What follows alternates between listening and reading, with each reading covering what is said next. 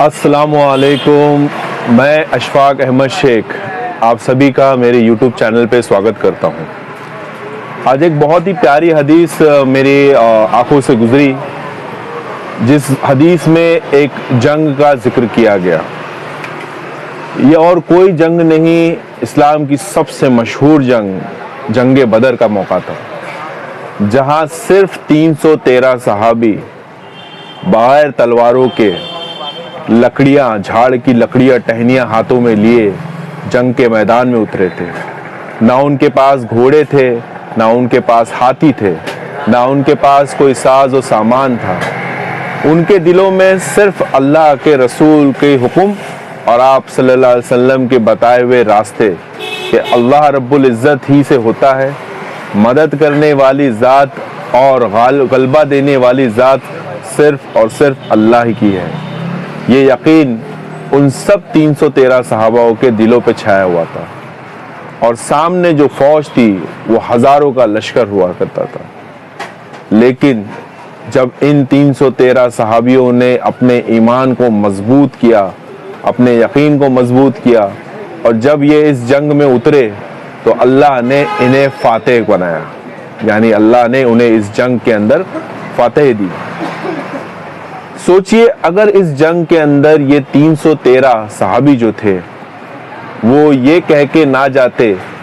کہ اللہ میرے گھر میں تو میرے بیوی بچے ہیں، میرے بعد ان کا کیا ہوتا، یا پھر یہ کچھ لوگ اس طریقے سے سوچتے کہ میرے کاروبار کے اندر بڑا خلل پیدا ہو جائے گا،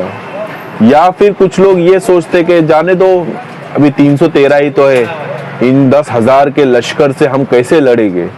یہ تو بڑے طاقتور ہے، یہ بڑی فوج ہے، یہ بہت طاقتور لوگ ہیں، ان کا تو کوئی مقابلہ کر ہی نہیں سکتا۔ اور ان سے رشوت لے کر، ان سے دلالی لے کر، یا ان کے پیسوں کے ٹکڑوں کے اوپر سمجھوتا کر کے اپنے ایمان کو بیچ کر یہ بھی ان کافروں کے ساتھ مل جاتے، تو کیا ایمان اور آج ہم اور آپ جو مسلمان بنے ہیں، یہ اسلام ہم تک پہنچ پاتا؟ نہیں، کیونکہ ان 313 صحابہ نے اللہ پر توکل کیا، اللہ پر بھروسہ کیا، اور اس بھروسے کو آپ صلی اللہ علیہ وسلم نے اپنی شفاعت بخشی، اپنی طاقت بخشی، اور اپنے ساتھ ان صحابیوں کو لے کر وہ اس جنگ کے میدان میں پہنچ گئے جنگ کرنے کے لیے۔ اور جب انہوں نے اس جنگ کا ارادہ کیا، اس کے بعد اللہ نے اپنی مدد ان کے ساتھ بھیجی۔ اس جنگ سے ہم کو یہ سیکھ ملتی ہے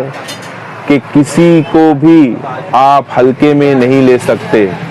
وہ کتنا ہی کمزور، وہ کتنا ہی بے بس یا مجبور کیوں نہ دکھتا ہو،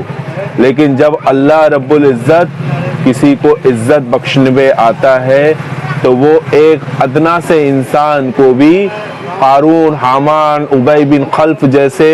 مکہ کے مشرکین پہ بھاری پڑوا سکتا ہے۔ اور اللہ رب العزت اگر آپ کو مدد اسی وقت کرے گے جب آپ اپنی مدد خود کرنے کے لیے اترو گے۔ جی ہاں، آج میں بات کر رہا ہوں ان 350 فیملیز کے لیے۔ یہ 350 فیملیز آج آپ کو بہت کمزور نظر آ رہی ہے، کیونکہ ان کو لوگوں نے دھوکہ دیا، ان کو لوٹا ہے، اور ایسے لوگوں نے لوٹا ہے جن کو پتا تھا کہ ان کا کچھ آگے فیوچر نہیں ہے، یہ بیچارے معصوم ہیں، یہ بیچارے بے بس ہے، ان کا کوئی پوچھانے حال نہیں ہے۔ یہ ایسے لوگ ہیں جن کو پیپر کی سمجھ نہیں، جو کسی کے پاس جا کے اگر اپنی سفارش بھی رکھے تو ان کی سفارش سننے والا کوئی نہیں۔ یہ مائنورٹیز ہے، اور مائنورٹیز کو کچلا اور دبایا جاتا ہے، اور آج تک اگر آپ اتہاس اٹھا کے دیکھ لو تو جن لوگوں کو سب سے زیادہ دبایا گیا، کچلا گیا، وہ صرف اور صرف مائنورٹیز ہی ہے۔ میں آج پرشاسن سے ریکویسٹ کروں گا کہ آپ